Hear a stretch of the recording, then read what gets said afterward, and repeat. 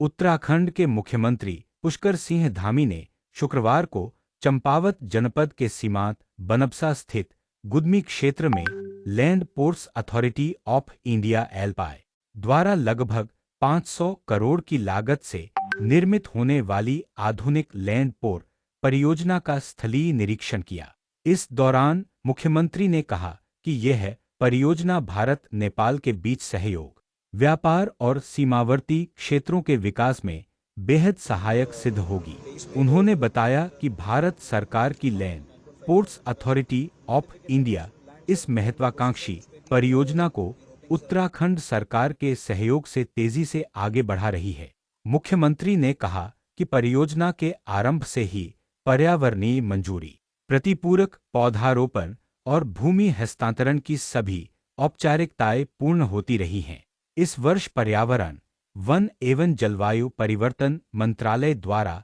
लगभग 84 एकड़ वन भूमि को अंतिम स्वीकृति मिल चुकी थी, जिसके बाद परियोजना के निर्माण कार्य को आगे बढ़ाया गया है। मुख्यमंत्री ने कहा कि लगभग 500 करोड़ की लागत से बनने जा रहा यह आधुनिक लैंड पोर्ट भारत और नेपाल के बीच व्यापार एवं यात्री आवागमन के लिए एक समेकित, सुविधाजनक और सुरक्षित प्रणाली विकसित करेगा। यह परियोजना केवल अवसंरचना निर्माण तक सीमित नहीं है, बल्कि यह सीमांत क्षेत्रों के आर्थिक परिदृश्य को बदलने का माध्यम बनेगी। उन्होंने कहा कि रणनीतिक रूप से यह लैंड पोर्ट सीमा पार व्यापार को भी सशक्त बनाएगा, कृषि व औद्योगिक उत्पादों के लिए एक औपचारिक प्रवेश द्वार तैयार करेगा और स्थानीय युवाओं के लिए नए रोजगार के अवसर उत्पन्न करेगा। मुख्यमंत्री ने कहा कि इस लैंड पोर्ट के माध्यम से किसानों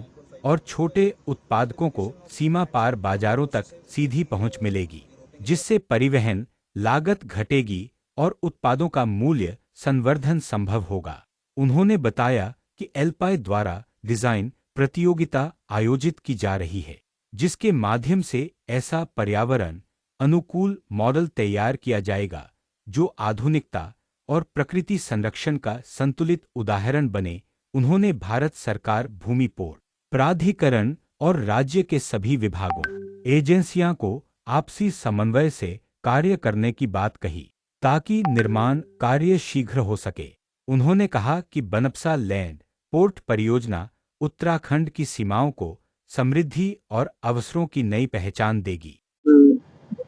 हमारे प्रधानमंत्री आदरणीय मोदी जी के नेतृत्व में 500 करोड़ रुपए से अधिक की स्वीकृति इस पूरे निर्माण कार्य के लिए यहाँ पर हुई है और इसके बन जाने से अभी जो क्षमता यहाँ प्रतिदिन 2000 लोगों की है, ये क्षमता बढ़कर अब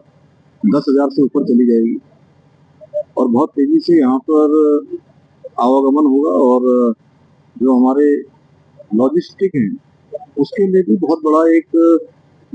अच्छा माध्यम ये पोर्ट के बन जाने से, इस पूरे एलिवेटेड सड़क के बन जाने से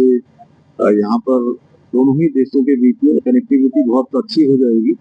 इससे निश्चित रूप से आसपास के क्षेत्र में एक बड़ा इंफ्रास्ट्रक्चर यहाँ बन रहा है,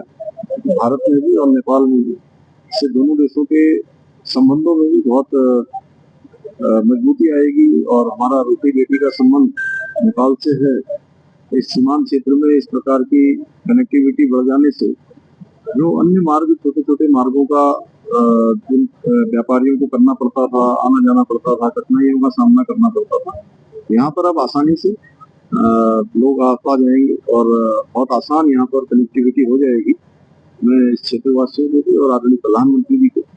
नरेंद्र मोदी जी को बहुत धन्यवाद करता हूँ इस सीमांत क्षेत्र की जनता की तरफ से, उत्तराखंड राज्य की तरफ से।